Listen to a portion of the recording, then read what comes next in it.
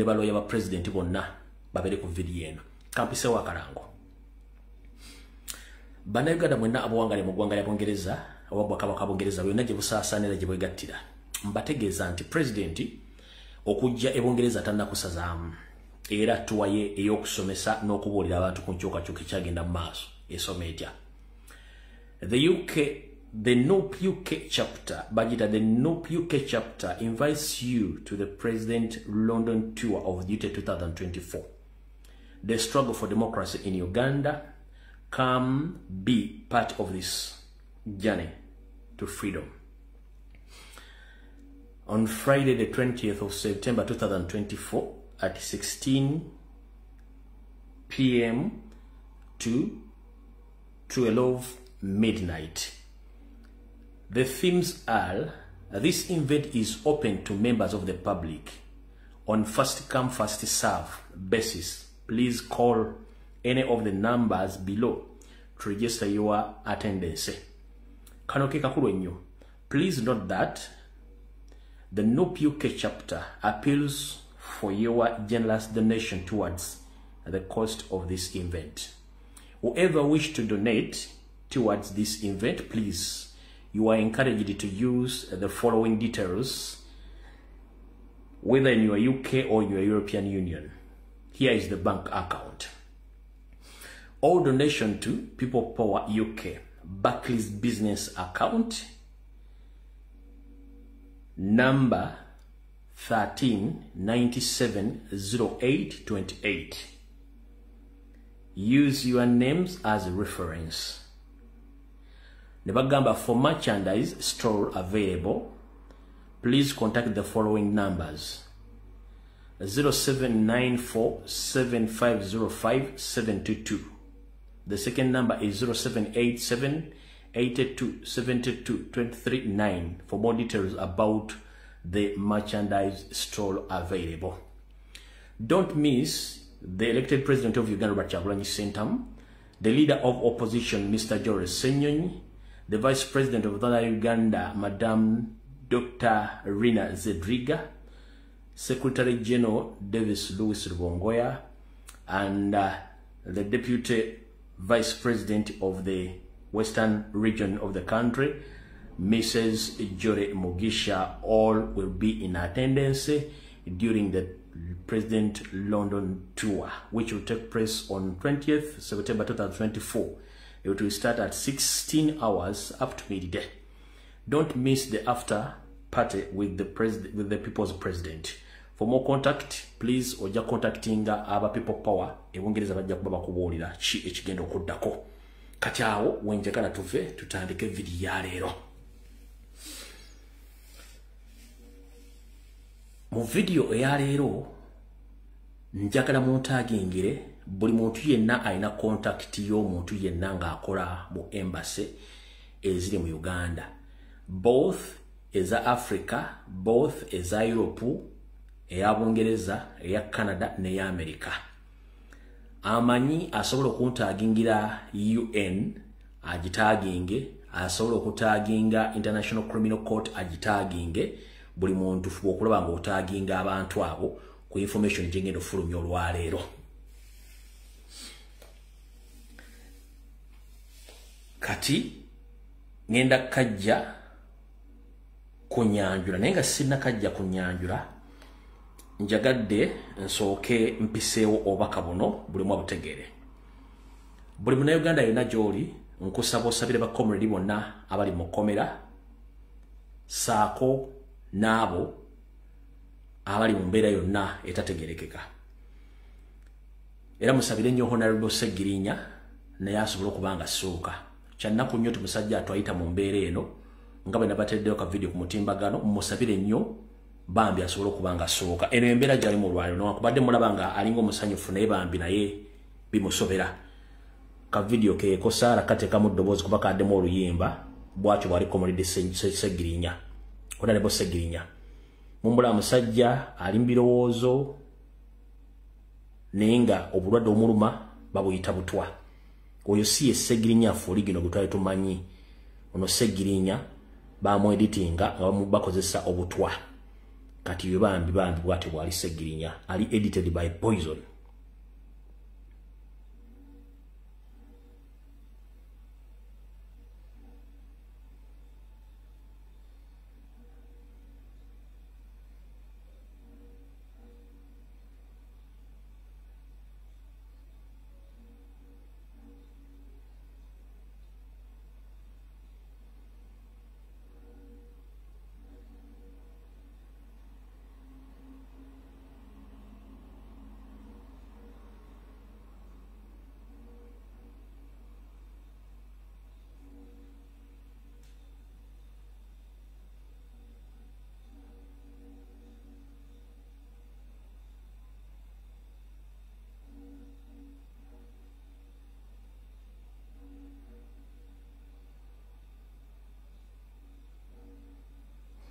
So nkajjemu eddoboozi olw'ensonga nti mulimu music ate nga corporate mugimanye ennaku zino y'amaanyi.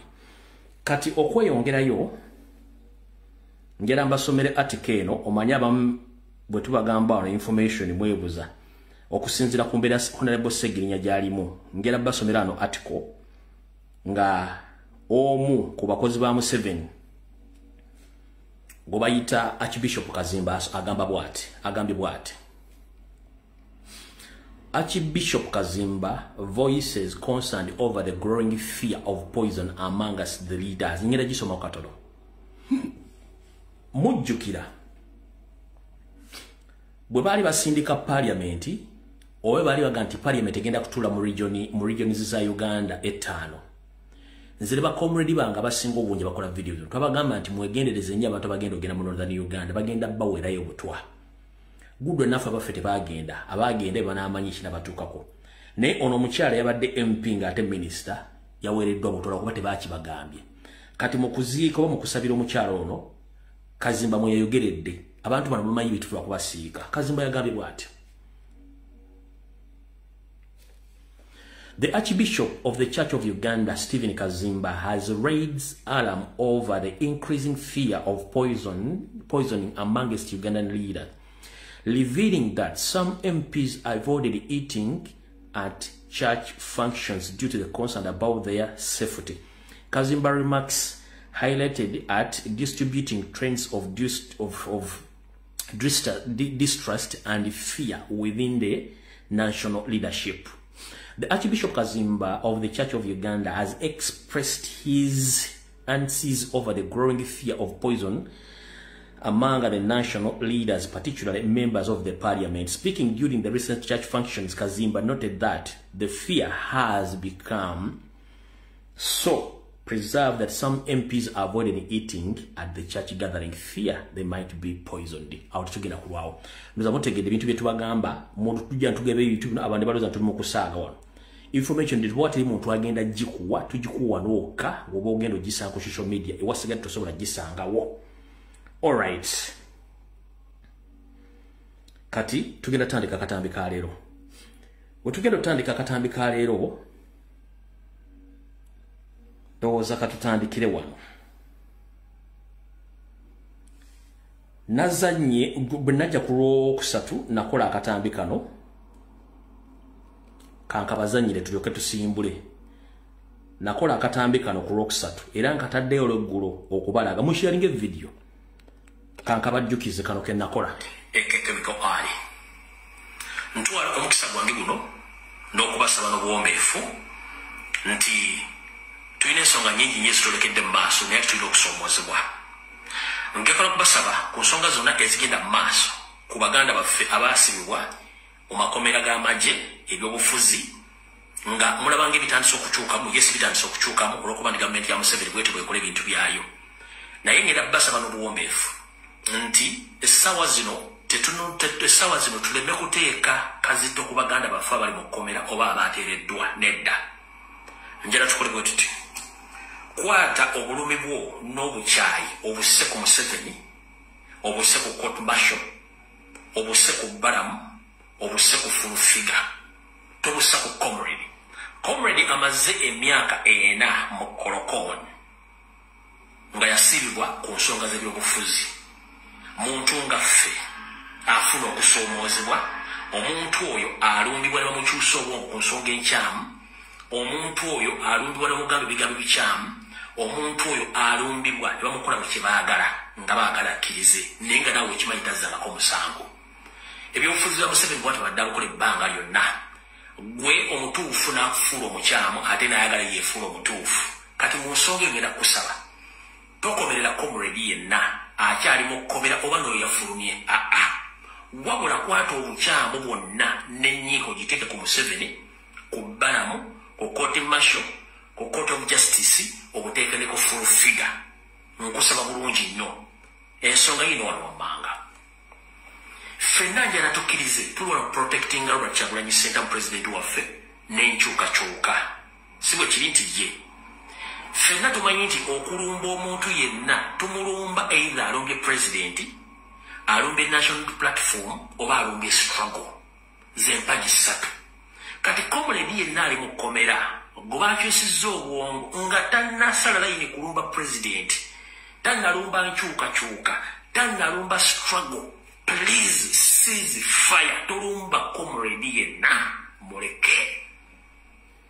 Sijja kamala olw'embeera y'obudde.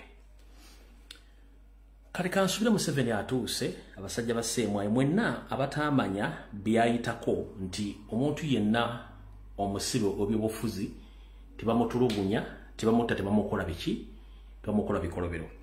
Ngenda kuzannya akatambi ka jjajjaffe mu byobufuzi omugenzi Paul Kawanga Ssemwogerere bwe yali nga akola okwogerako eri eggwanga mu mwaka gwa 2008 ennaku z'omwezi zaali 10 mwezi gw'omunaana 2085 nga gavumenti yali mu buyinza obwo etadde abannabyabufuzi abaali ba political prisoners 1000 nga tebaliiko misango gyonna gye bataddeko okompeyalinge ne Museveni owaaliwo biki byakola. Then tusimbule video mu breaking news amalala batugenda gattako malagatte.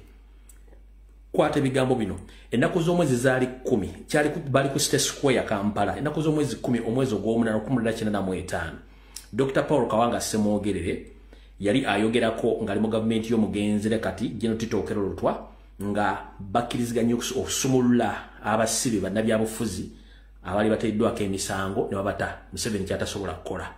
Tutandise kati katandikira kano ka video then about breaking news.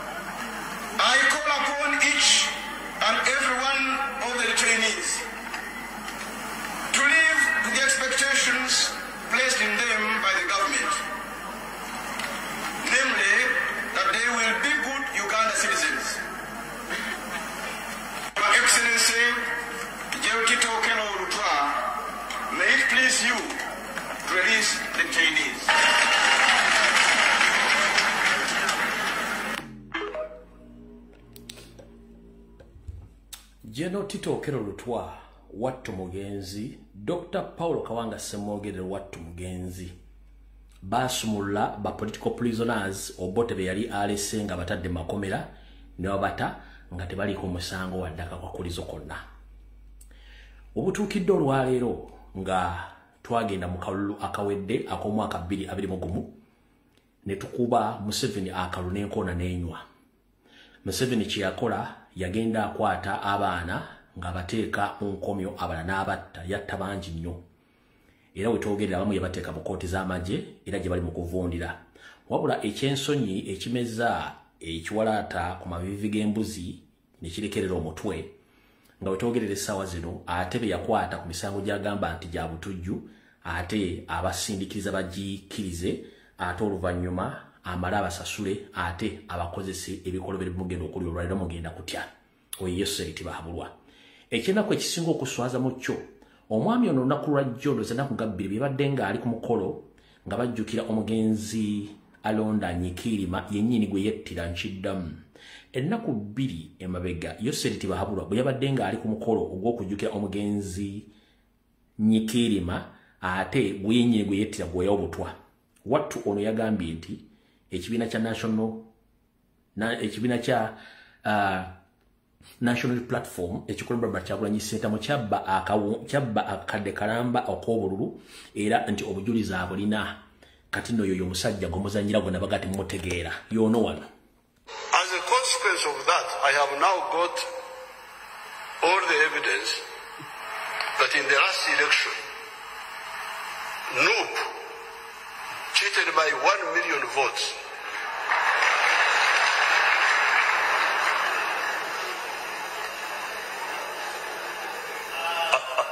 I have the facts. Noop can take me to court.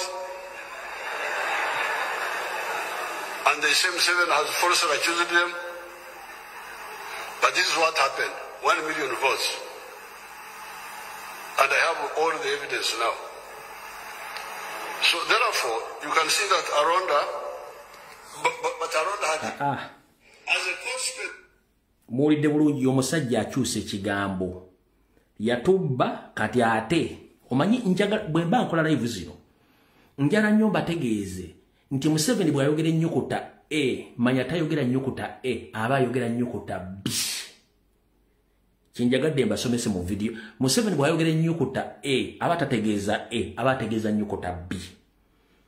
After 3 years n'emyezi giguddemu, awulire n'agamba mbu Nuupu yamubba akalulu.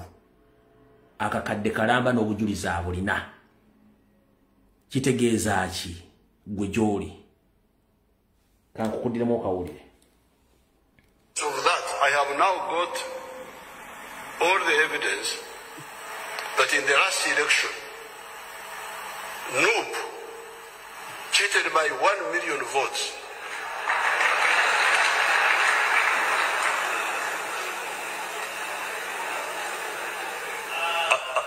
I have the facts. Noop can take me to court. And the same 7 has falsely accused them.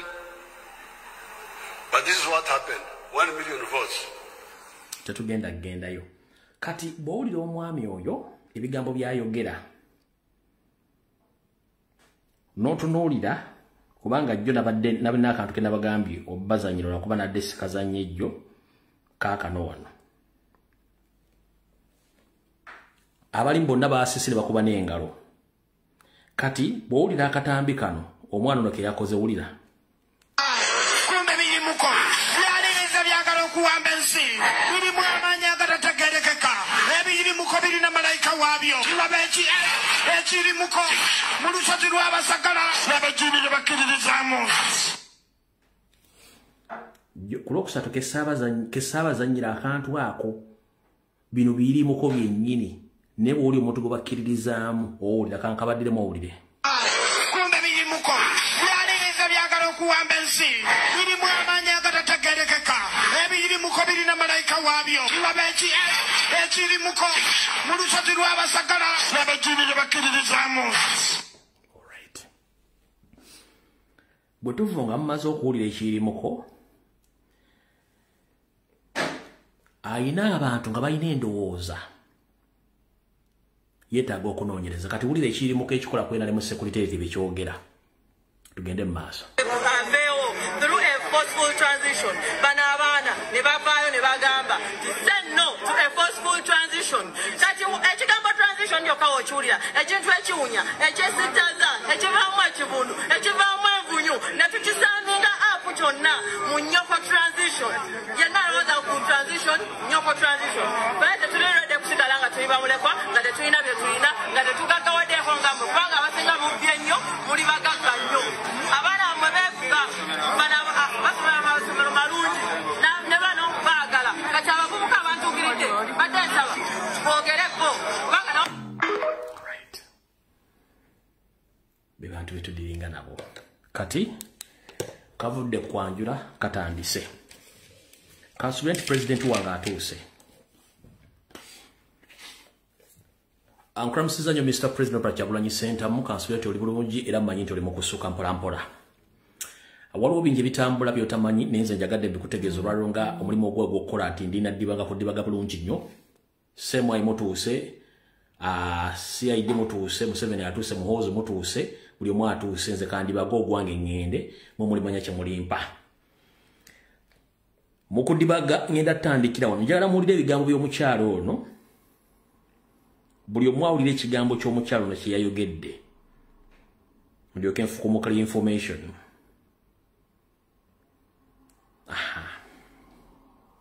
muwulire ebigambo by'omukyalo ono byayogedde full figure mubesingeko information jengendo bubere nga muri well vast na information jengendo bawa njera muri ebigambo ka video kano nakabazanyira njera mukadde mu lwaliro muka comparing information jengendo bawa president omanyi kyogendo kuzza ko na buli kimu n'abantu mwenna wulira abakkiriza temisango bagizera bagambe mu court omwana bayimide ne bagamba mbu bagamba Bobi Wine yatulagira ngokola ebintu bino era Bobi Wine ye omu kubatusibisa abantu bagandi Museveni yabasatu bagandi gena government abana onte babakwata emisango gya byabufuzi si political prisoners abo no gana boza political prisoners bajja bakku abana bano bagamba bakwatibwa ne bomu enkolerere zebakiriza bakwatibwa n'amasasi bibiri gebakiriza bibiri abana bano si ba Luganda nte baba bajja wamu bisatu baba bajjanga mu bifo ebyenjawulo abana babasanga nga bateze bomu bo bennyini bina batulisako ezimu natufane muroka za polisi bitano era babyeyogeredde awatali kubakaka awatali kubagamba nti mwogere kino mwogere kino gwayagala abana babendi basiwe oyagala basiwe paka ddi Bobi Wine bana abana baddaga babere ruzira paka ddi oyagala basiwe paka ddi kansa musite tuganya oyagala kadi naye bana abana mwagala basiwe paka ddi nga gwe wasobola okujjayo Edi Mutwe ne Nubian Iri ne Dani Magiki bali ku baana bana bo bavaayo batya lwaki nga tonakwogera bewayogedde byonna byonna yogera bana abaana bavaayo batya bayibuli egamba nti olimi lwomwe batalula bamukisa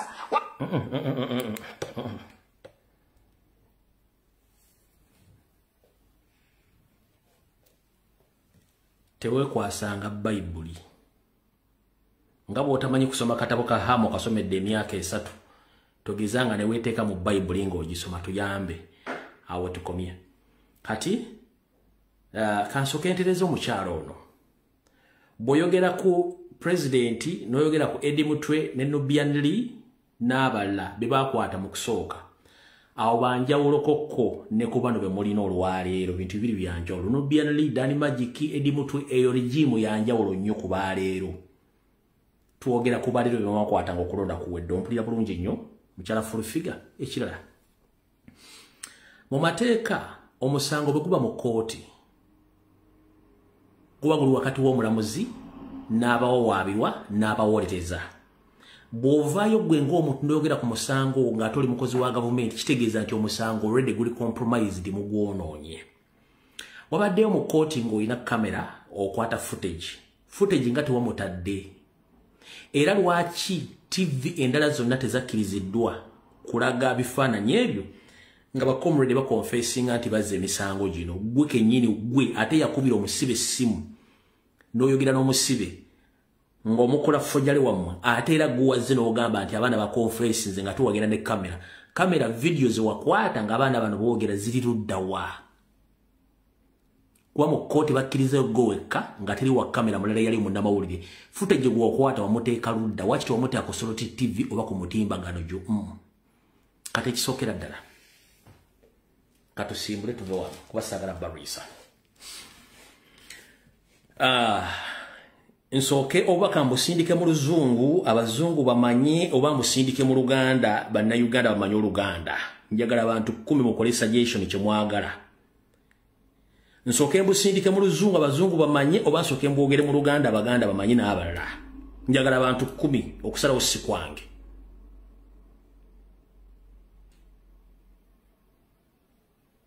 Mbalinze tuwanguwe bangambye both oyomu byonna babiri Ingilisi mixi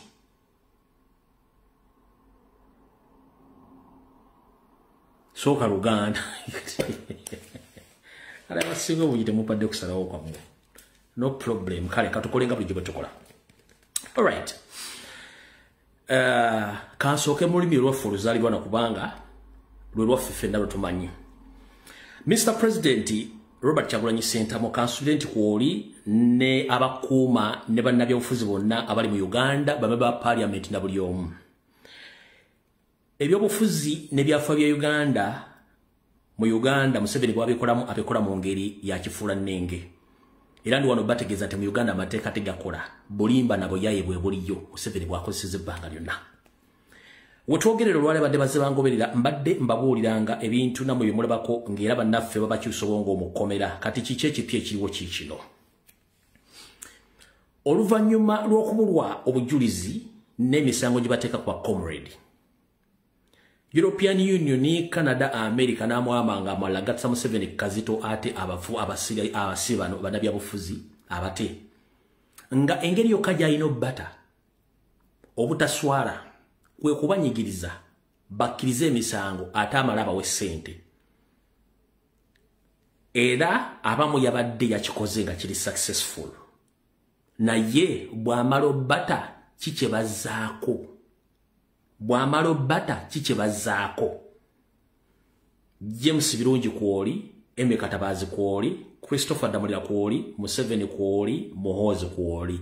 Bwe mumala okutaba sibe bano kyekiddako kubanga temulina bujulizi, obujulizi mugenda kufumba bufumbe. Kavudde kwanjula katandise.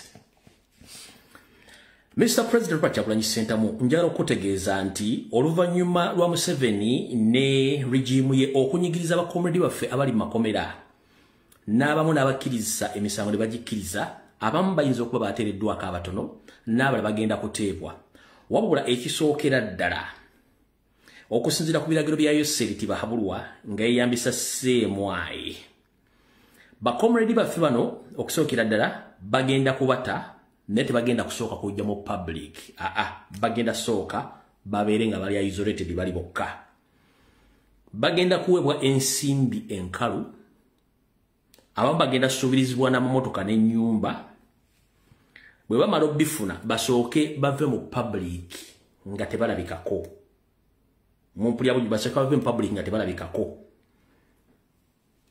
Bwe bamala okuva mu public ekitongole kya Chieftains of Military Intelligence nekya Internal Security Organization nekya Crime Prevention Unit kikulira Christopher Damulira bagenda kutandika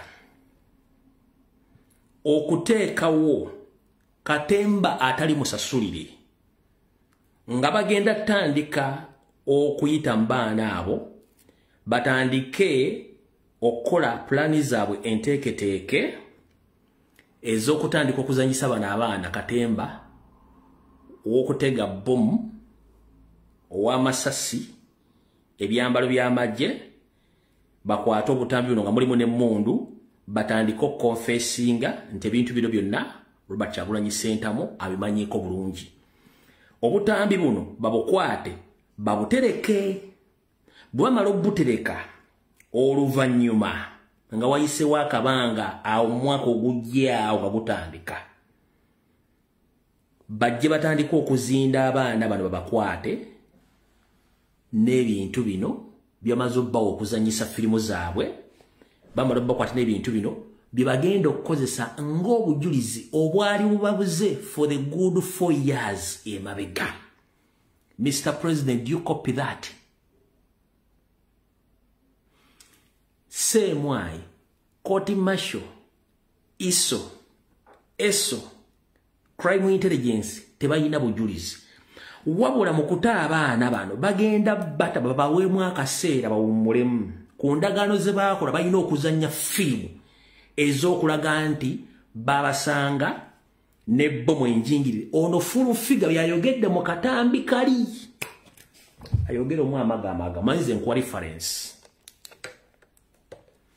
sinnaka wansi fulu figa byayogera mu katambi kano abakkiriza ke emisango bagize era bagambe mu kooti omwana bayimidde ne bagamba mbu bagamba Bobi Wine yatulagira ng'okola ebintu bino era Bobi Wine ye omu ku batusibisa abantu bagamba nti Museveni yabasatu bagamba nti gena gavumenti abaana abantu babakwata emisango gya byabufuzi si political prisoners era bonogana boza political prisoners tebajja bakumbu abaana bano bagamba bakwatibwa ne bomu enkolerere ze bakkiriza ekyo kimu bakwatibwa n'amasasi bibiri ge bakkiriza abaana bano si baluganda tebaba bajja wamu babajjanga mu bifo ebyenjawulo abaana babasanga nga bateze bomu bo bennyini batulisaako ezimu ne batufa n'emmotoka za poliisi era babyeyogeredde awatali kubagamba nti mwogere kino oba mwogere kino gwayagala abaana babendi basiwe oyagala basiwe paka ddi Bobi Wine bano abaana baddaga babeera eruzira paka ddi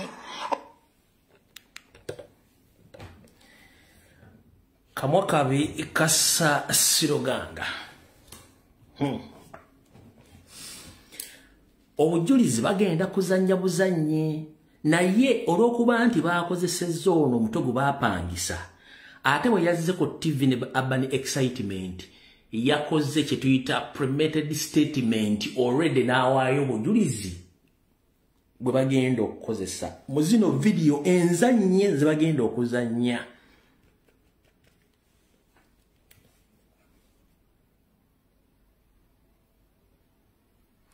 bakozesezza ono gwe baapangisa omutwe omutali bwongo olwa Urban Excitement najja ku TV n'ayogerera ddala ebiri mu information eno nga bwe babikoze bwe bagenda obisitaginga eno vidiyo ejja kuvaayo oba bagenda giteeka mu International Criminal Court bajja giteeka luddawa ejja kuvaayo ng'ebaluma mmwe kennyini nga mu staginze ebintu byammwe tugenze mu maaso obutambi buno bwe bagenda okukozesanga obujulizi mu kooti y'amagye bwe batalina essaawa zino ng'amaze obbuzannya olw'oluvannyuma bwe bamala okukozesa obujulizi buno automatically baba bagenda kukwata pulezidenti waffe Robert Kyagulanyi Ssentamu bamuteekeko emisango gy'obutujju gye bamaze ebbanga baagala ogimuteekako era with immediate effect bamublocking okuddamu okufuluma eggwanga era akwatibwe ateekebwe mu nkomyo eri batambuze ebyokulonda bye nga byagala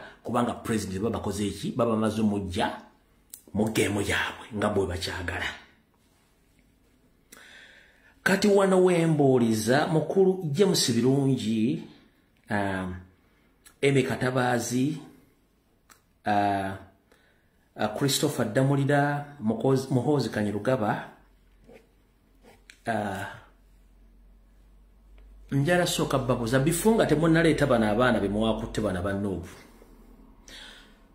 ffe tukyabanje emundu zaaluwa muzisooke muzireete muziwe nnyini z'ogwe mwazikwata nazo emundu zaaluwa Mr. President abantu bano basooke bakuwa emundu zo zebakukwata nazaaluwa kuba nazo tuzaagala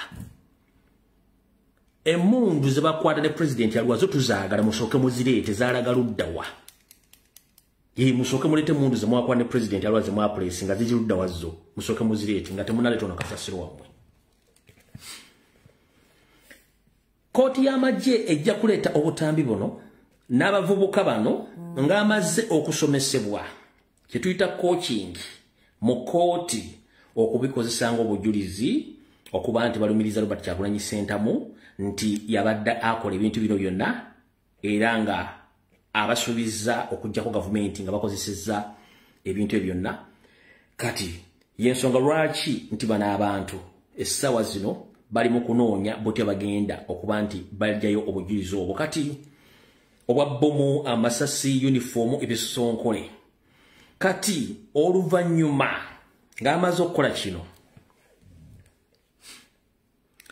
abaana bano bagenda kuweebwa ensimbi bagenda kuweebwa ennyumba bagenda kuweebwa n'emmotoka okukkiriza pulaani y'abana abasajja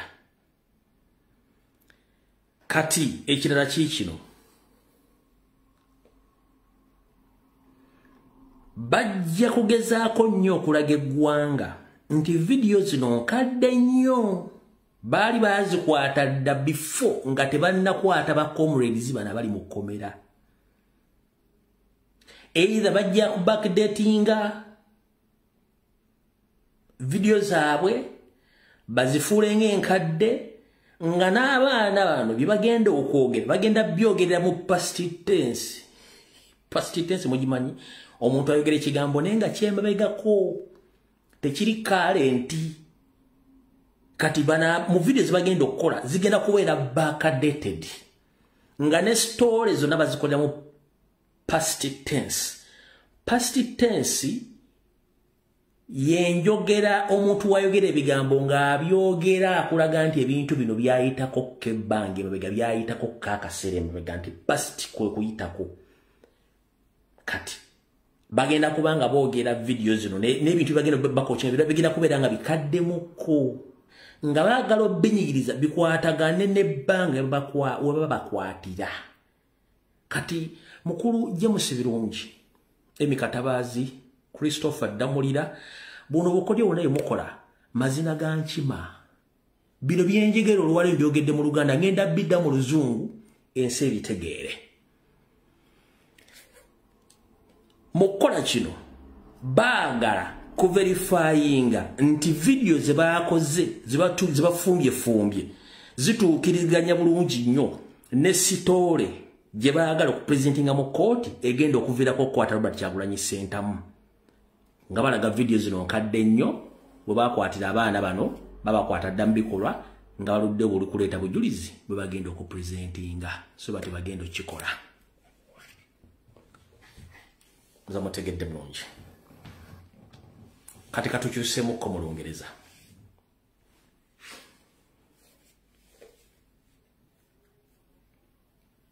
So, ladies and gentlemen, most especially the international community, I'm here to inform the international community, mainly the US government, the Canadian government, the UK government, and the European Union plus other African leaders and African embassies in Uganda. I'm by names of Rembwe Fred, a Ugandan blogger based here in Turkey. I'm here to expose the government of Museveni for whatever he's planning to cook or to plant against the elected president of Uganda, Kyagulanyi Ssentamu, basing on what they have been doing according to their history of blackmailing propaganda against their opponents. As we speak right now, you have been monitoring the social media platform, including the mainstream media in Uganda, that the government of Museveni has tried their level best to blackmail His Excellency Robert Kyagulanyi Ssentamu by paying all bloggers, TV presenters, radio presenters to go against Robert Kyagulanyi Ssentamu. 4 years back, during the 2000 elections, which Robert Kyagulanyi Ssentamu won by 75%, some of our comrades, 18 in numbers, and those who are not known where they are right now, they were arrested and they are being tried in the military courts without proof or evidence of why they were arrested. Due to the pressure which is keeping mounting on Museveni that he should release all the political prisoners, now, because he doesn't have any evidence against those comrades, he had resorted to compromise the families of those comrades, compromising even the religious leaders who have been sent day and night to those prisons to convince our comrades that they should accept those charges and they must be forgiven by Museveni's regime, which is not right, because when you arrest someone, you prove that, if you arrest someone, you prove that he has a case to answer and you produce the evidence. Right now, Museveni has no any evidence against those comrades. What he is doing right now, he had already compromised the families of some comrades. He had compromised TV presenters, radio presenters, and he had been using some of his ministers and his propagandists on social media who have now embarked on blackmailing and trying to plot any blackmail or any kind of relating Robert Kyagulanyi Ssentamu and the story, which is same why ISO and ESO, they are trying to cook or to blackmail Robert Kyagulanyi to implicate him in the acts of terrorism in Uganda. As we speak right now, some of our comrades have been compromised or forced to accept those cases by the regime. And what they agreed on is that these boys and girls who were arrested 4 years now, they accepted that they participated in the terror attacks in Kampala and other areas, which is not true. Their main aim is to target Robert Kyagulanyi Ssentamu, to implicate him in the terror acts so that they broke him to stand against Museveni and even to put him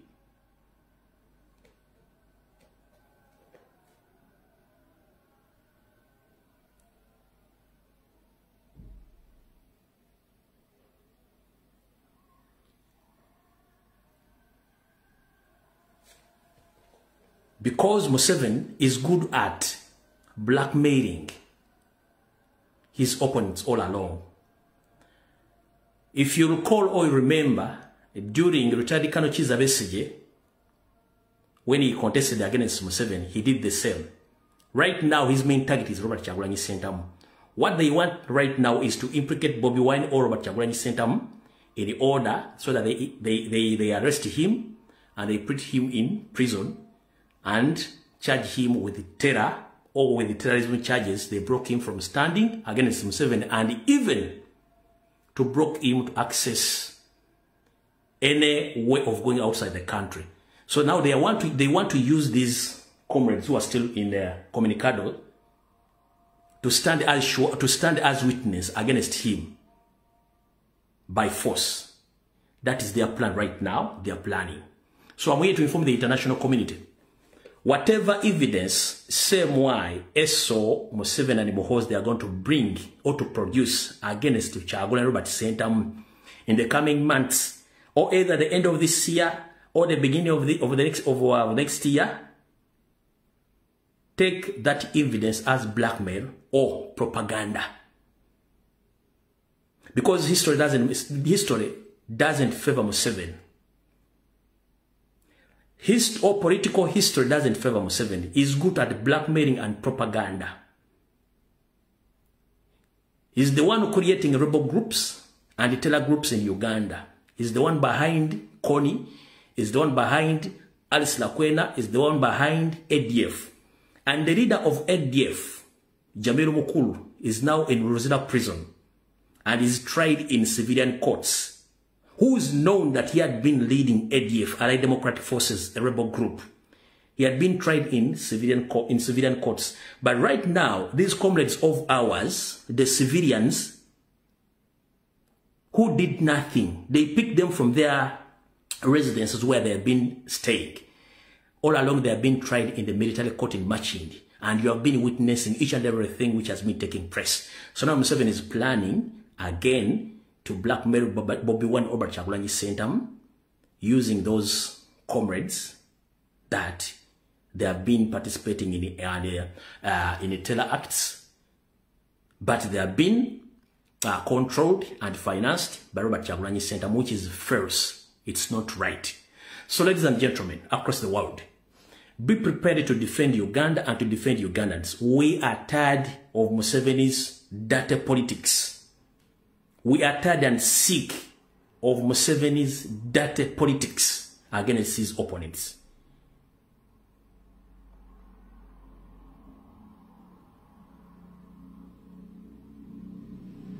He doesn't have any kind of evidence against those comrades in the military courts. But right now he's trying to cook, I can say that he's trying to cook the evidence using the crime intelligence boss, Christopher Damulira, and the same way boss, James Birungi, including the ISO boss, Emeka Tabazi, by bringing out those comrades, and they leave them to go out free, but thereafter, they are going to be instructed to start acting like they have been doing such activities around Kampala. So be aware. The US Embassy, the US government, the Canadian government, the UK government, and the European Union, be aware of this act, that any time Museveni is willing to arrest Robert Kyagulanyi Ssentamu and charge him with terrorist cases or charges, using the cooked evidence which they are planning to cook right now. Because all along for 4 years, they have been charging those comrades without evidence. How come that after convincing or forcing them to accept the charges, now is trying to bring out the evidence because they want to put to arrest Robert Kyagulanyi Ssentamu? So, ladies and gentlemen, that is the message. And I want it to be loud and clear.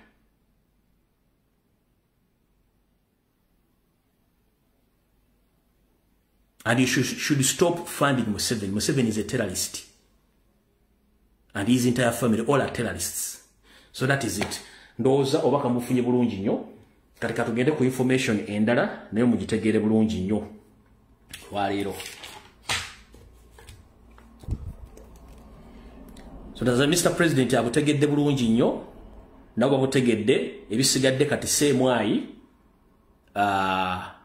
Semwai Bossi, James Birungi, Emeka Tabazi wa ISO, Damulira wa Crime Intelligence, Muhoozi mukama wammwe ne Museveni n'abalala. Muza mutegedde. Ekintu kino kyemukola kikyamu. Temulina bujulizi mufumba bufumbe. Ate ne musindika abantu abatalina bwongo ogenda okukola emirimu gyammwe. Ekintu ekikyamu. So, kati tugenze ku information endala. Buno obubaka njala bugende eri mwenna bannayuganda. Buno obubaka njala bugende mwenna eri bannayuganda ddala Abaganda. Mumpulirize bulungi nnyo. Mu bulamu bwo teweesiganga musajja gwe bayita Yoseri Tibahabulwa lutabayisirwa mutabani wa Kale ensente nzide ensanga bisibe. Lwaki? Museveni yajjanga omusajja omunoonyi w'obuddamu ekyo mukimanyi. Era yajja n'ennyina ku myaka ndoza gyalinga 89.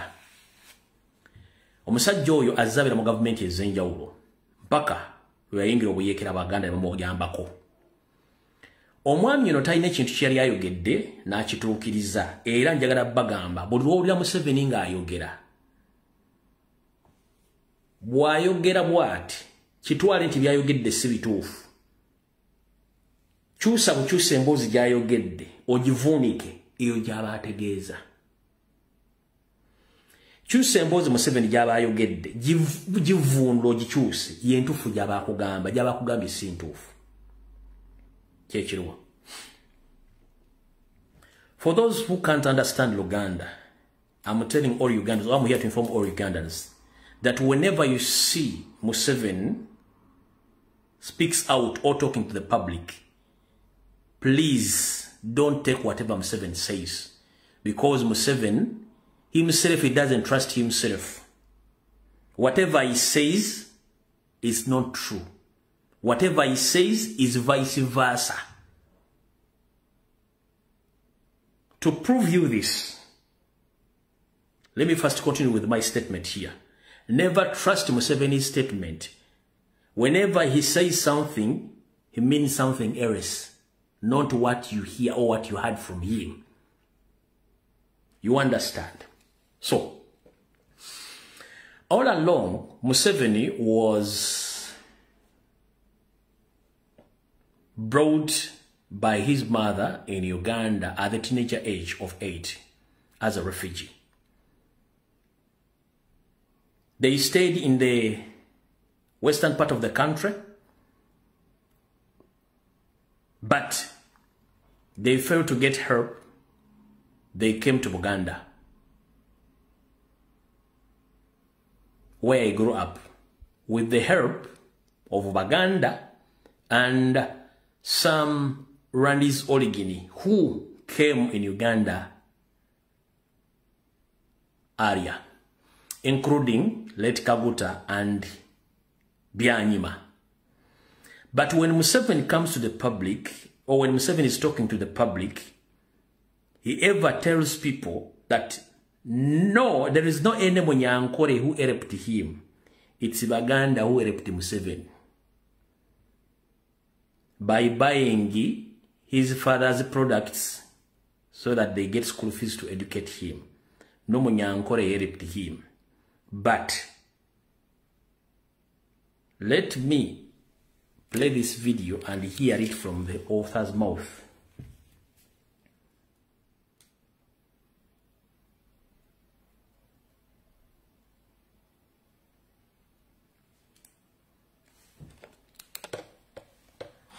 Baitu omukusoma kwange taro Munyankore no Muyankonyiri, either directly or indirectly. Not one. I don't remember any Munyankore who ever contributed to my education other than the teachers who are being paid to teach. Beto ugamongo muntu akampa sente ninga ya taruho. Abantu abankonyire kusoma bakabali Baganda. Abaganda bakankonyera nibagura ente zeitu because they were cattle. Right. You have heard it clearly from him that no Banyankore helped him during his trying moments. It was the Baganda who helped his family to bring him up. But, fun enough, as I told that you don't trust Museveni's statements, no Munyankore and no Munyarwanda helped Museveni. That's true. But the fact is, Museveni was helped by late Winnie, late Byanyima, and Kaguta. Those were Banyarwanda who came earlier. But when he comes out and mentions that it's Baganda who helped him, it's true. Even the Banyankore chased him away when he was need the support to overthrow other previous governments. He waged a war against the previous governments, but he did it based on Banyankore, and he did it based in Ankore region, he based in Uganda, where almost Baganda lost 1.5 Baganda in the Luwero War Triangle. After the 1986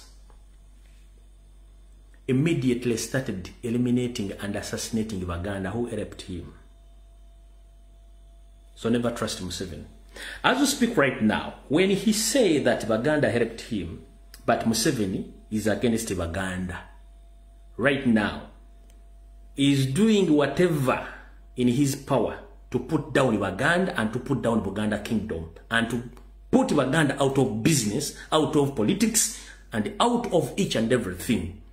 Why do you say that Baganda helped you and you were fighting Baganda hardly to the extent you want to wipe out Baganda out of Uganda? So who is fooling who?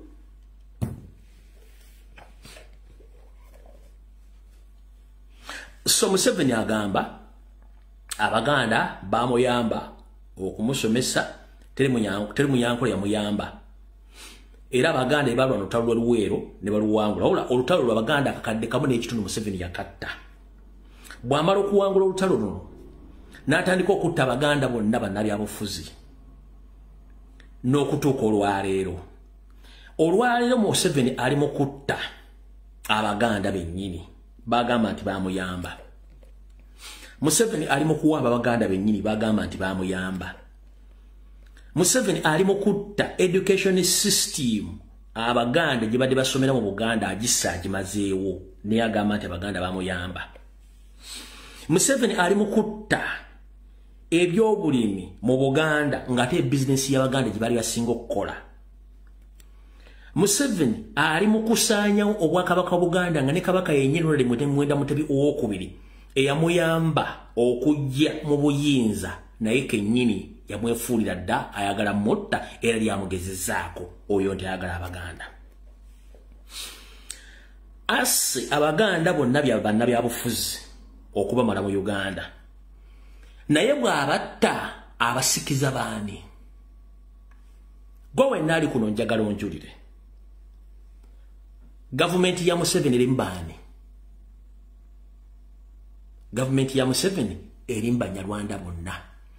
Kati bwakugaba omuntu bwaba yakuyamba nga yakujja ku kywato suubira oba tetusobola kutuuka wantu n'omujja mu system n'oteekamu abo kitegeeza byonna byayogera bikyamu. Tosobola kubanga omuganda yakuyamba n'omukola byoli mukolo olwaleero gwe ng'ate omusikiza Abanyarwanda bonna nga n'Obwakabaka Buganda bonna obujjuza Abanyarwanda. So who is fooling who?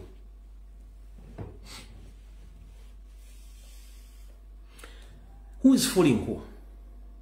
All ministries are full of Banyarwanda. All government agencies are full of Banyarwanda.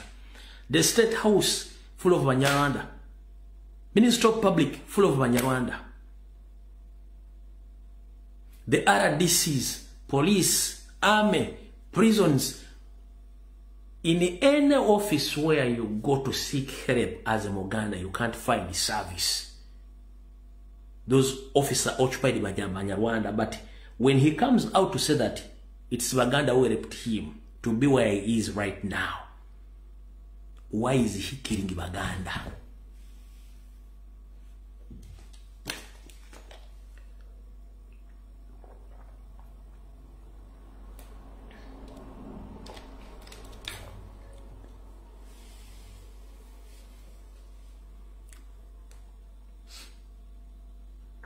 I'm not tribal, because in Uganda when you speak the truth, they call it a tribal statement, but I will defend myself. I'm not tribal. These are the facts which are on the ground.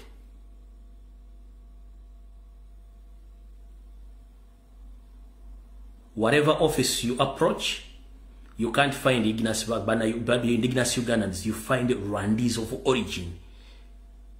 These people, they are good at camouflaging. One, they nickname themselves according to where they want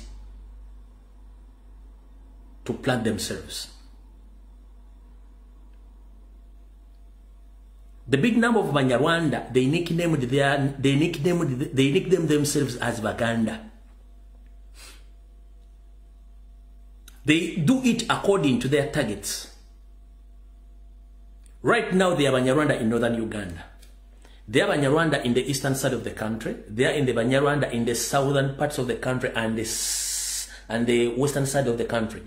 And in the Buganda, they have occupied the country. As we speak,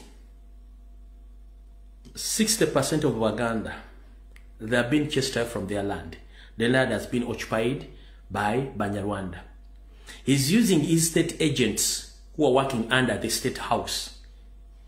They are going around chasing Baganda, the indigenous Baganda from their land, using the power of gun and the fake courts of law. These gentlemen,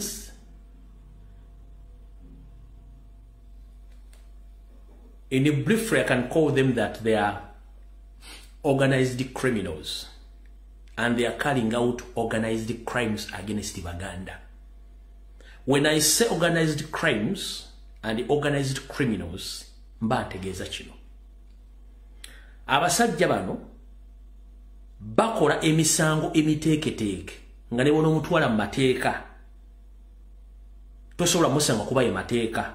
Kati egyo emisango emiteeketeeke giba miteeketeeke buli nga tosobola gusobola. Kati bwogenda gye tuyita organized crime emisango emiteeketeeke nga tosobola gisobola.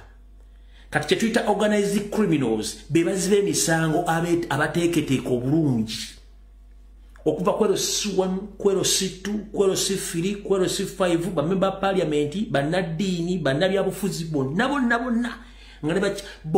nga bali connected. Okubira ono essimu chairman ettaka lyange bali tutte na gas mune siriwo mwanange yalwadde akabengo kumba ategedde.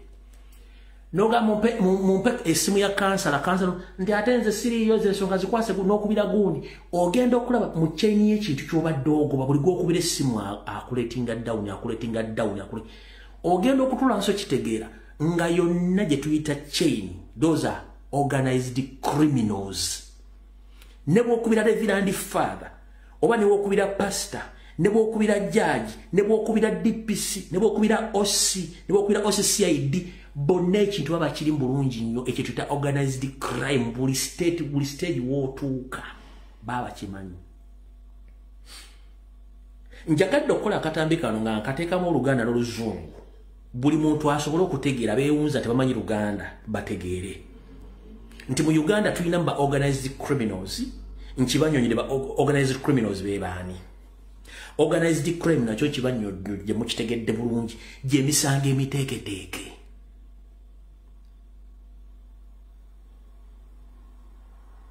Buli muntu afunyeko ku kintu ekyo bakubbe ettako gendo dinoonyerezaako nga order from above alirimu ali mu state house ogendo tuuka wa omulamuzi omusanga gusalanga bwayagala otuuka mulandizi ng'omulandizi ataga kamala okubira gundi nga mutegezi wayo akantu kazoa nga bakola buli kimu ekyetaagisa okukola. So ye system eri mu Uganda nengeri against baki eri against Baganda nza mutegedde bulungi. Kati wetwogerero lwaleero abadde mu kwagala kutemula president gonna amannya g'Abanyarwanda lwakuba bayita Banyankole. Era Mr. President wano kutegeeza nti abasajja bano kati bagenda kuddamu bakole ekintu ekirala. Kati olwategedde nti mwagudde mu katebo kaabwe nti kati leero balese full swing y'Abanyarwanda ng'amanya balina ga Kinyankole. Mbu bagenda kyusaamu kati baleete ku baindiginansi naye baindiginansi tubamanyi eri abakama fraging nti baindiginansi nga nabo si baindiginansi ng'amanya balina gaabali. So Mr. President byaweya nti baswadde nnyo okuba simanyi oyo musajja sime kuzaala n'oli omulala simanyi asiimwe katwagenza okufainiga kuzaala okufuna amayinja ago gonna yasookera Gomba. Yaleka emivuyo gy'ettaka Gomba yaleka asibye omwana w'Omuganda Gomba. Bino byonna tebatasobola bibagamba olweze bibagamba oyo musajja simubaka mukalina oyo mutemu kanda oba nkalina wano genda kuona mwaka hivu tulabe kuzaala aluwa kuzaala aluwa.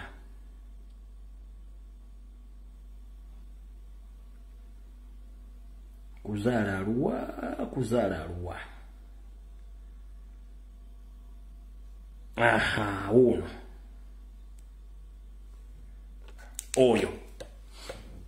Oyo kuzaala. Ono yaleka yononye Gomba kati laba nono munne mwesigi. Bonna amanya balina ga kiki, ga Kinyankole wa Kikiga. Nenga bonna Banyarwanda.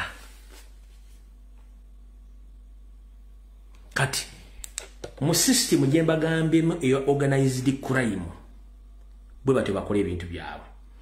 Kati mu organized crime baletane spokesman wa police najja nalimba nasigala mu office ngono bwe yakoze monsi ezaku kasito moto confirming nti walimbye they and very office obogivamu police standard unit Minister of Defense ono Lushoke lutumu wachitumwa ave mu police ng'obudde bukyali eno statement gyakoze li treasonous. This is a treasonous statement muwulirize. Fete tujja kugala omusango. No kansoke enzire eno katono.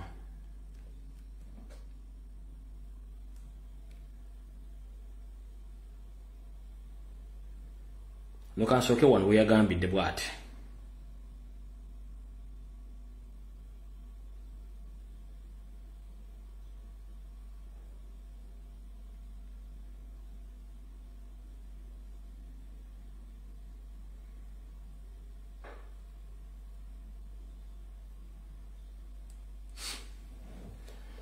eno treasonal statement. Lwaki is treasonal statement? Mu mateeka omuntu bw'ajja n'awaawa omusango ku poliisi, bw'amala okuguwaaba naawe obujulizi poliisi n'enoonyereza, omusango gufuuka gwa gavumenti era fayiro esanctioningibwa n'etwalibwa mu kkooti, omusibe n'atwalibwa wa okumuvunaana. Wabula omuntu bw'aba tazze kuwa musango kitegeeza talina interest musango ogwo. Kati gwe poliisi ne kitumwa ojja wa interest musango gwe gwe batazizzaako musango kikulwa, ate ojja wa interest egamba nti kayeyogerere. Poliisi yazza omusango ku Robert Kyagulanyi Ssentamu era talina gwe yawaabidde, wabula poliisi emukaka ajja ggulewo musango. Wulira, ffe tetujja kugalawo omusango. Omusango tujja kukola ki? Ffe weeguli bw'aliwulira nga asobola otuwa statement ye, twagala ne medical records or medical report, ffe tujja kutandikira. So, Mr. Chitumwa, you are not supposed to be in that office because you are in the wrong place, dealing with the wrong things which you can't understand. It's the police which committed the crime against Robert Kyagulanyi Ssentamu. Police. But this wasn't the police. It was SFC which was dressed in the police uniforms. You understand? So you committed a crime against Robert Kyagulanyi Ssentamu. So Robert Kyagulanyi Ssentamu is not interested in opening a case against the police. Which police is forcing him to come out to open a case against police? And you are forcing him to bring his medical records or medical reports against you. Are you a fool? Because you sound like a pit latrine, Mr. Chitumwa. You sound like an open pit latrine. Because it's you who committed the crime against Robert Kyagulanyi Ssentamu. Now you ask him for the medical report. For him, he doesn't have any interest in that case. Why do you force yourself on someone who's not interested in you? Eteka sibiri tuberigamba. Mwa akuba Robert Kyagulanyi Ssentamu nga amajeka SFC gamba de uniform ya mwe nga wagala mutta. Gwe kennyini atogama nti omusango mugulese guli open ajja akugule kwali ku police yennyini abakuba jabagula ko omusango ye full. Enchime wazo ogw'ekibira. Chitumwa, are you a fool? You sound like an open pit latrine, which is full.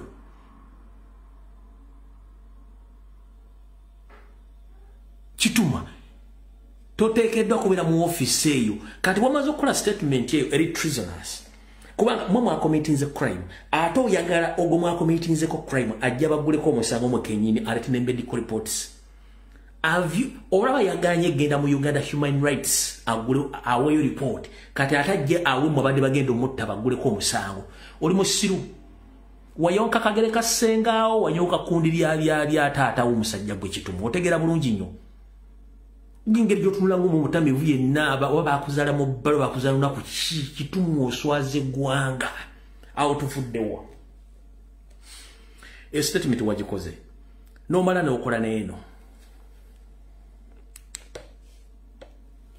Okulimba kwe nakola nagamba okutandika ku lunaku lwennyini nagamba nti abaana abali ku ground bagamba nti bo kye balaba nti yali mu luzungu kye tuyita stumbling. So mukulu Chitumwa kasita ogamba nti walimba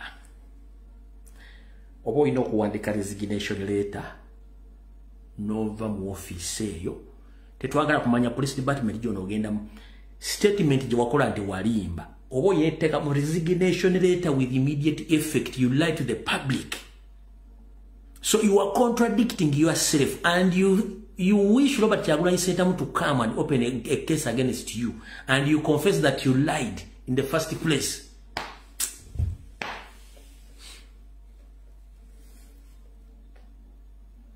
Chituma, common sense is common, but not to everyone. You might be qualified to be in that office, but you lack common sense.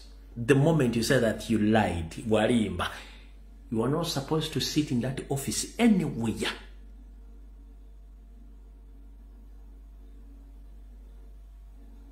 Because you came out, we have the videos stating that Robert Kyagulanyi Ssentamu stumbled when he was trying to enter his vehicle. Now, in the second video, you yourself, you are saying that you lied to the public. What are you doing in that office? You think that is Anzenoa, where you go and drink and you get drunk and you start talking each and everything you feel like to talk.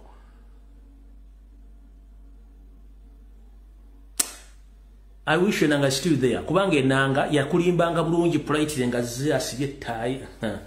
Nze onanga, numanyi, polisi, ekole emirimu gyayo, naye kati nga bwola byabadde waawo, ekire kyavudde mu bbanga, ne kijja ne kigwa okuliraana Honorable Kyagulanyi Ssentamu. Era emmotoka driver bwe yabadde ng'agisimbula, ogwo omukka gumwalabye, ekire kyadde kirwana ne ekizoosi y'emmotoka, era kuba Robert Kyagulanyi Ssentamu yalabye ng'ekintu kipya nnyo, wattu ne yeekanga. Era edi mutwe yabadde naye anoonya ekire we kiva, alabe ekire kyavuddewa, y'ensonga lwaki baasobodde bataase Kyagulanyi ekire kireme mugwira. Naye nga poliisi tukyagala okusindika drone zaffe zigende zinoonyereze ekire kino kyavudde kitya waggulu. Ebisinga tujja bibagamba nga bulijjo poliisi n'omuntu wa bulijjo twagala kukolagana nammwe abalina obujulizi ku bisingawo bino, naffe tukyagenda okunoonyereza. Mukama bankomere, nsigadde nanga Fred n'agenda ng'amaze balimba bulungi gentili nga tenakyalimbyemu nga muli konte mutegedde abalimbye, but presentation packaging is well nga tumanyi yatulimba bulungi nnyo kiwedde. Ne kati guzo gambo I lied. Mukulu mutulekemu. Enanga jane smell face bulungi nnyo nga amaze okulya ekyennyanja ky'omutwe n'atula bulungi nnyo ne microphone nga mumaze akati mugenda kwata nti right mutandike. Enanga n'akulimba bulungi nnyo okkiriza naye ng'otegedde akulimbye. Kale mwagenda muntu ali mu Interpol gyatamanya biri mu Interpol oba oli misango ki musajja tumamujja ku prophet ne Harvard University yakkiriza nti waliwo professional police liar is a prophet. Harvard University yakkiriza kuba balabanga videos z'enanga nga is very happy, very healthy, smiling while lying professionally, nga bakkiriza nti enanga is good at that. In fact, office mwade bamuwera ke jifundikwa n'olubugo ne fumo onanga ne muteka mu office n'atava akupaka gavumenti bwekyuka. Naffe twali mukozeseza okuddamu okukola byaddakola against against you mubali mu government. Naye ono oyo fete tujja kugala omusango. Omusango tujja kukola ki? Fetwa weeguli bw'aliwulira nga asobola otuwa statement ye, twagala ne medical records or medical report.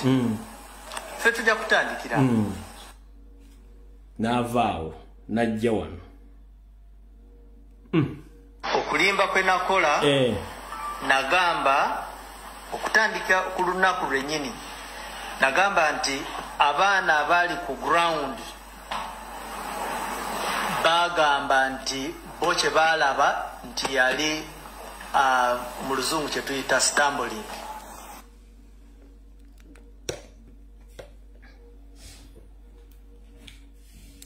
Although cow mentality is common in Banyarwanda, but the cow mentality is not common to Kitumba, Rusoke. Yes, cow mentality is common in Banyarwanda, but it's not common in Kitumba, Rusoke. No, he lacks cow mentality. Kitumba, you are lacking cow mentality. In fact, you have got mentality.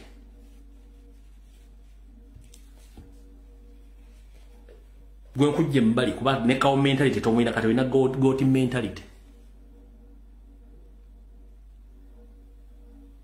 In the civilized country, whenever you say that you lied to the public, a police spokesperson, you are gone.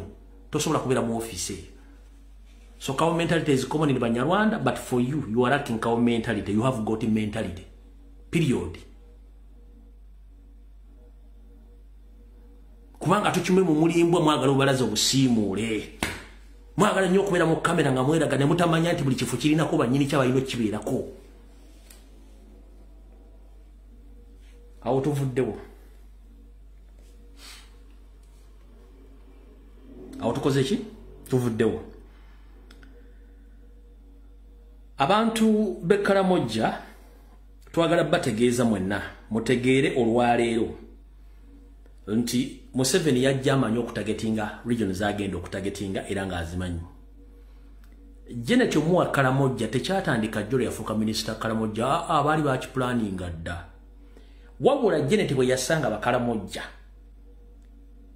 mu ntandikwa era n'afuuka minisita Karamoja era yabaleka nga kiyabasangamu kyeki balimu ate okujjako bajjako ebyabwe n'abasaanyizaawo ddala.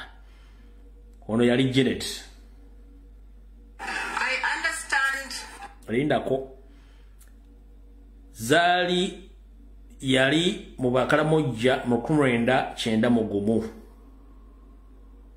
Janet yali agamba Bakaramoja nti basaanidde okweyambisa enkola y'Abahima ey'okulunda saako n'enkola ey'okwagala ensi yaabwe n'okwekyusa mu mbeera zaabwe ez'abantu. Wano mu 1991 ono ye Janet. Wabula bino abyogera nga tanafuuka minisita Karamoja oba yali afuuse simanyi naye tanafuuka minisita Karamoja. Wulira. I understand the Karamajonga's problems because I myself come from a background that is very similar to the Karamajong because I come from a cattle keeping people and they have very similar problems, except that the difference we have is that our people don't raid other people's cows as much as the Karamajong do, or not, at least not in these times. They probably used to do in the past, but no more. After they realized that it was important for them to live in peace with others, to be able to live peacefully themselves. So it was interesting for me when I went to see Amanyata, similar to the way that people live in Nyabshozi, except that people have open gates now to their kraals, while you people have to crawl into your kraals because they want to invite people to their homes and also go out of their homes with freedom.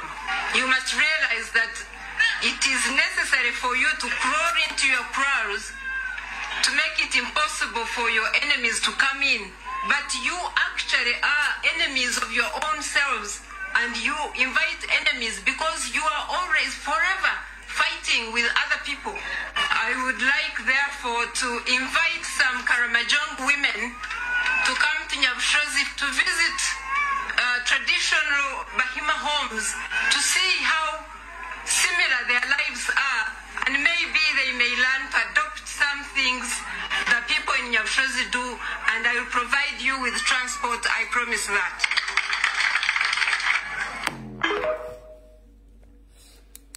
Ya promising abakalamojo batwala Nyabushozi nakate batuukanga bikuva mu 1991 wabula batwajja kente n'ebintu byabwe babisaanyaawo kate bakalamojo tebakyawera wadde akakadde if I'm not mistaken kuva mu 1991 ya promising batwala Nyabushozi basome ebiriyo babajjako mundu nanteeza bano basaanya buli kimu beebo bakola survey bote bakola nsobi bakola survey bajjale bakola survey bulungi nnyo amalo okukola survey ne basaanya buli kimu kuza mu kitegedde. Kati omwami ono bwe bate bannamusasula ssente ayogera ebigambo n'ogamba nti oba yakomyewo engulu baba lumusasula ssente taddamu kwogera ebigambo bituufu ng'ayogera matankane ng'empale ya Museveni. Kandi nga sinagenda eyo waliwo omuzannyo ogutandise okukyukamu gwegulwa. Omukyala gwenvudde okuzannya oyo Janet Kembabazi. Ennaku zino waliwo ekintu kye batuzanya kye butannategeera. Polejirigi etambule kuba campaign. Yoseeri bino byonna byakola atambula kuba campaign. Kati batadde ne Lwabwogo yatandise okuba campaign yatandikidde mu eastern side of the country nenga agiyita simanyi agricultural search program nenga si agricultural program atestinga amazzi kulaba alinayo obuwagizi under the influence of his mother-in-law Janet Kembabazi okuba nti baagala ayagala mutabani wono yaba afuuka presidenti kansokemwe ebifaananyi n'ennyimba ogenda ka footage mutegere ne Lwabwogo bamutadde naye ali mu kutambula naye akuba campaign. Where is the footage? Who no one? Kati ono musezi naye bamutadde akuba campaign. Wuyo musezi w'ebiwowoolo n'otunyu tutambulira ku ngulu night dancer wuyo. Ndozana n'olusozi mubanya ava mu east n'olusozi mulumanya ava mu east weyabadde awo naye yatandise okuba campaign. Omusezi yatandise okuba campaign mulaba.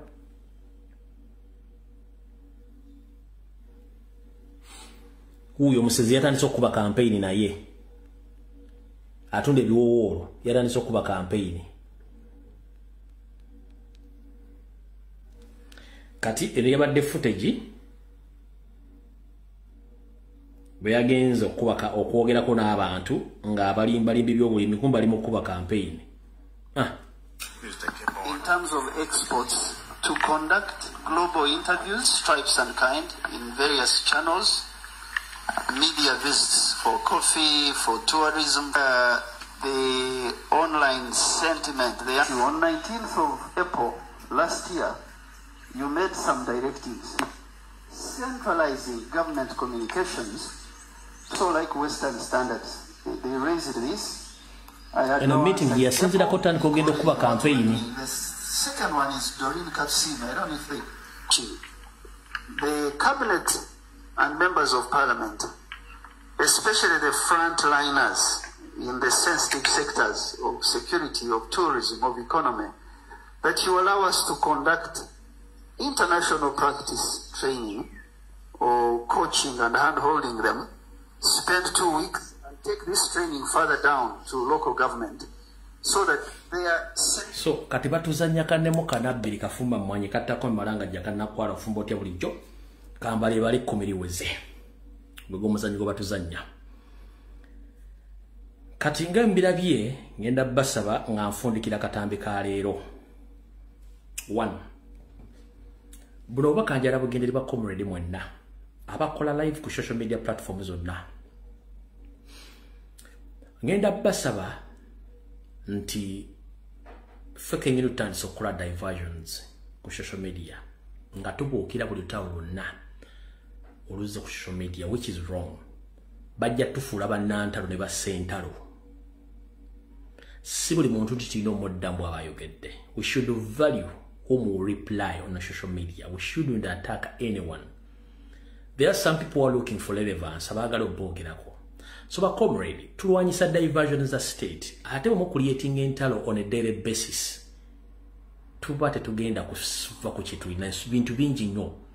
Alright, but tuteze omutego gw'okuteeka omusango gy'obutujuko president. Wabula tuli ku bantu bala tubuukidde entalo tukulietinga diversion zennyini zingenda basi batu entalo tubeko tutufugana fuka bantalo. Tuli mu kusooka ku protecting a president. Ne bannafe bali mu komera. Twandi batu besinga ku kitu kya kuba kati. Abasigale bantu tujja basanga olulala. Tuleme creating a diversion nga tubu muntu ajja ayogera tumutumulumba. No. Tetusanye kulumba buli tulina okumanya bali betuddamu ne betagenda kuddamu. Kyengendo basaba. Tuleme creating a diversion after diversion nga tutekawo entale zitagwa. No. Entale zimu tuzeesonyiwe. Tuzituye butunuulizi. Tubenga presidenti. Buli muntu bw'amogerako tagenda muddamu. Newankubadde ate ffe embwazi n'embwa tulina okulondamu. Magumba ki gye tulya, nyama ki gye tulya.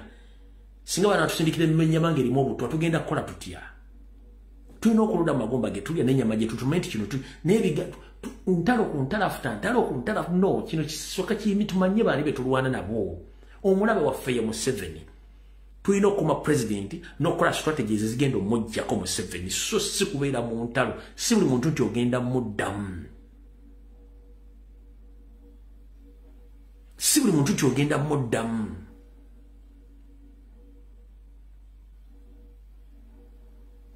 tulina ebintu bingi nnyo ebyokukola kwe kubadde okusaba anaabakyulidde obulungi mukama yeebazibwe anaabayagala okukyuliramu engeri gyenkyogeddemu nga ndala si kugaana kyulira mu ngeri gy'oba okyuliddemu era olwaddemu ekitula nga bw'oyagala kwe kubadde okusaba kwange kubanga nze mubeera abantu bannubondera ebbesi naye simala gaddamu buli muntu no kubanga Museveni akozesa abantu okujja otteekawo ekintu munemukiggwira ne mujje ne mukola entalo ye ng'ayisaawo ebibye kitezi twamwera be tuli mu ntalo no batutege entalo ezimu ntegeke entalo ezimu ntegeke nekibalemye okutegeera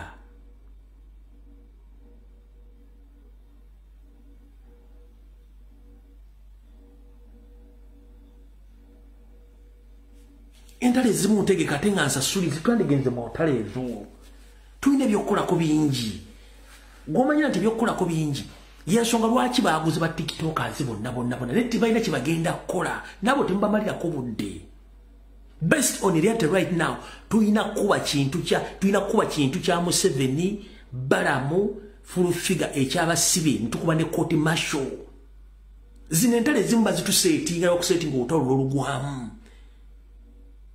principles tulina 3 alumba president direct tubuuza alumba struggle direct tubuuza alumba nupu tetubuuza nezino entalo please mukendeze entalo zimuba tutege entalo si buli muntu gyogenda muddamu no omuntu omu ayagala kwogera ku linnya lye okuvuma omuddemu tomuddamu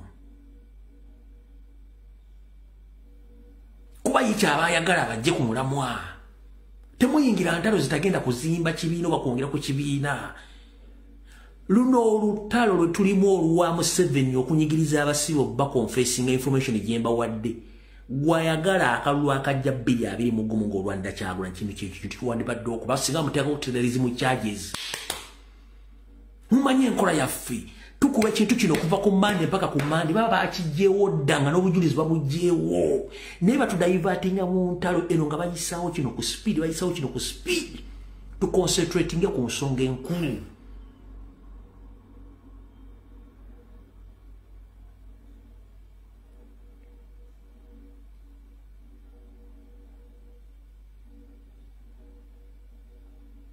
tuconcentratinge ku nsonga enkulu kino ekintu kyemuyisizaako amaaso ekya Museveni okuforcinga abaana okukkiriza emisango kinene nnyo kuba kano akakodyo Museveni abadde akakozesa kati ekintu kino tujje mba comrade abasibe ba prisoners tubateeke bali at the moment we leave them alone tukalakate Museveni tukalakate Ssemwayi eso crime intelligence balamu ne police ne muhozi ne military court betu batukalakate sawa zintalo muziveeko ebyafaayo biri Museveni bwakozesa akutta kuba talina kyakwagalako byemulina okusomesa abantu Museveni ne bwakozesa ezobi amala n'akutta kubanga batogenda muyamba kuba talina kyakwetaazaako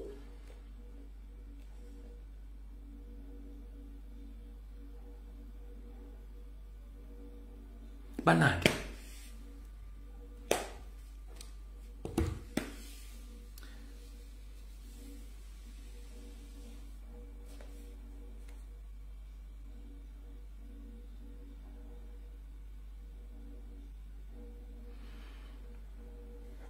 video ewedde mugende emirembe tujja kusinkana enkya bwe naba nfunye amaanyi mu open roof bwe naba nfunye amaanyi bwe naba sifunye maanyi tunabeera otherwise njalo bebaza mwe naba comrade bakola video ku social media platform zonna mubale nnyo mubalire ddala musigale nga mukola omulimu ogwo net focusing ku nsonga enkulu ensonga ezimu zitalina makulu tuzireke waliwo abantu nga tebeetaaga kuwa makulu ng'omuleka ensemanyi